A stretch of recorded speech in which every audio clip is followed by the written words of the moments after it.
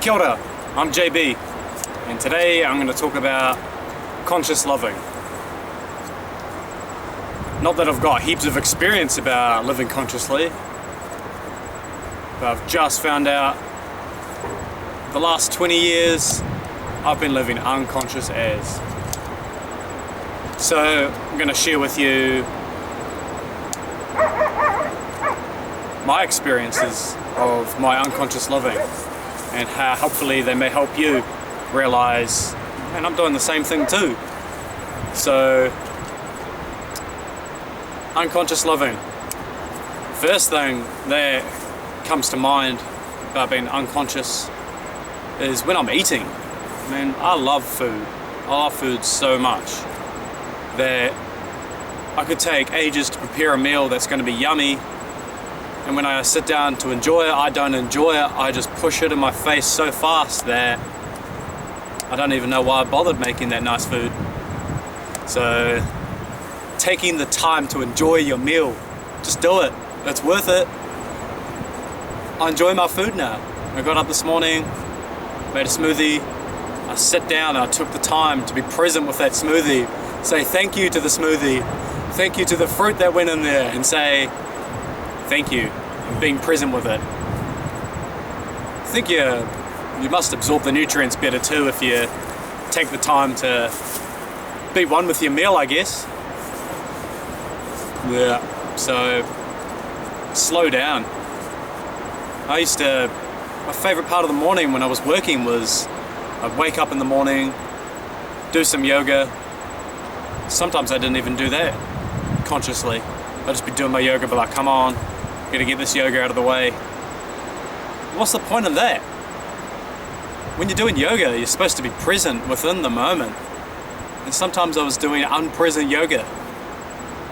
How silly is that? I was taking the time to sit down and relax, and I wasn't eating. I was in a rush to get nowhere fast.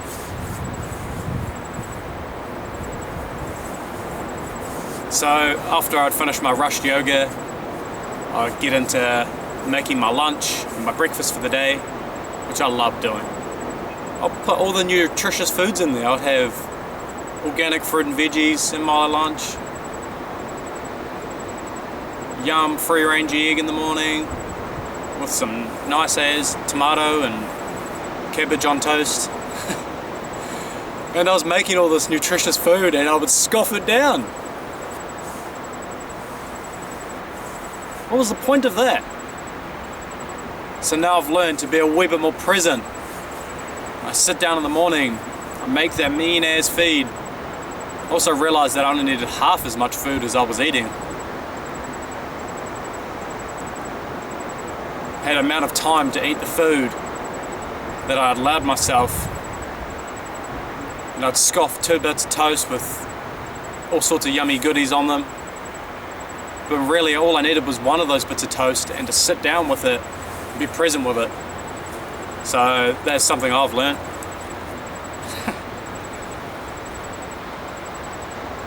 There's also with the getting up and rushing the yoga in the morning,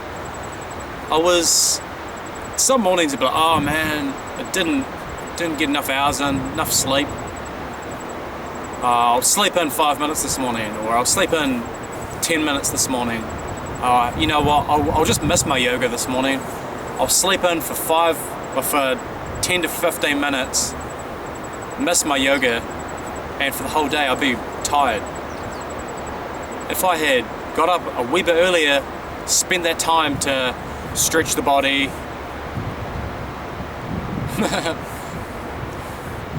being present or not, it was actually more beneficial to get up and do something for your body rather than stay asleep and stay in your slumber. So getting out of that cave a wee bit earlier actually helps throughout the day. Helps with the confidence too. If you make a game plan that I'm going to get up and I'm going to do things in the morning, helps with the confidence too. Who I've associated myself to be in the last 20 years was someone that wasn't working for me, working with me. They were always not helping. They always... I guess I had put myself in a situation where I see myself as a sensitive person, which is alright, it's fine to be sensitive, but with that sensitivity you have to have confidence as well. And by God, that confidence helps. If you're ever down and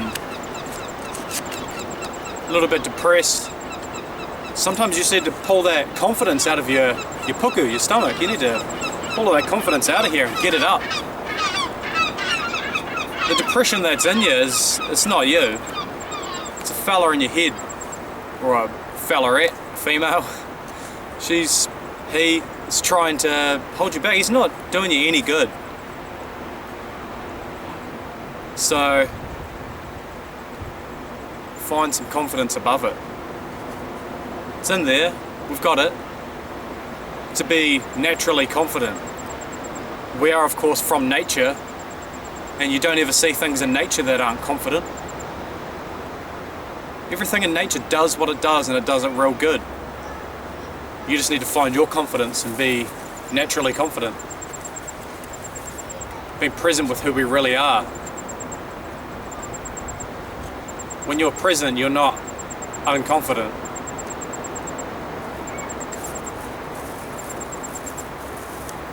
Another thing is, I have a very good friend who is, I've always seen as to be a man of the land. Now I say this because I come from the city originally, and to see someone walk around outside like I did in the suburbs, he just walked everywhere, walked anywhere, it didn't matter, there was no boundaries for him. To me, he's the man of the land. He's the person in my life who reminds me to ground myself. He always takes me out in the wilderness.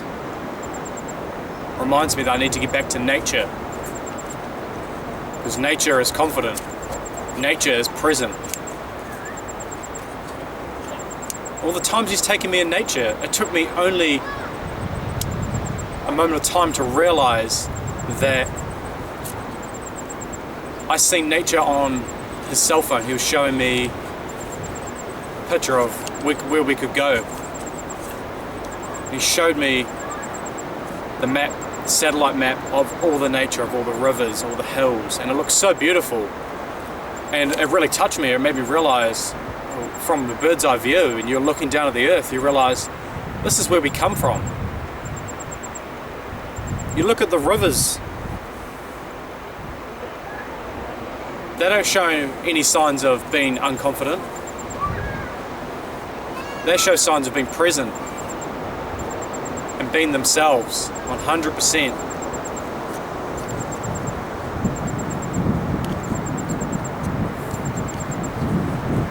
What else have I got?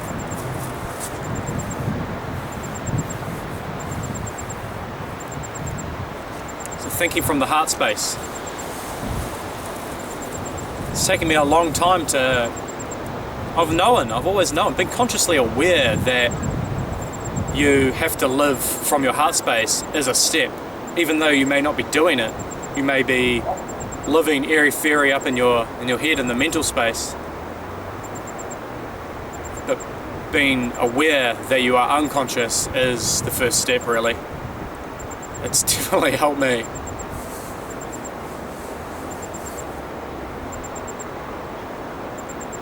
Being conscious that you are unconscious will help you a lot. There's a lot of people out there who are caught in the depression. It's themselves holding themselves down, thinking otherwise of things around them, setting expectations that can't be met, or just silly goals, and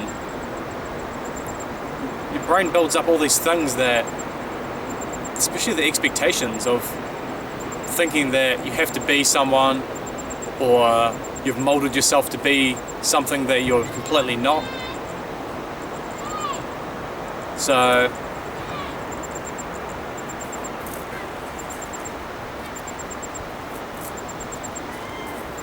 try to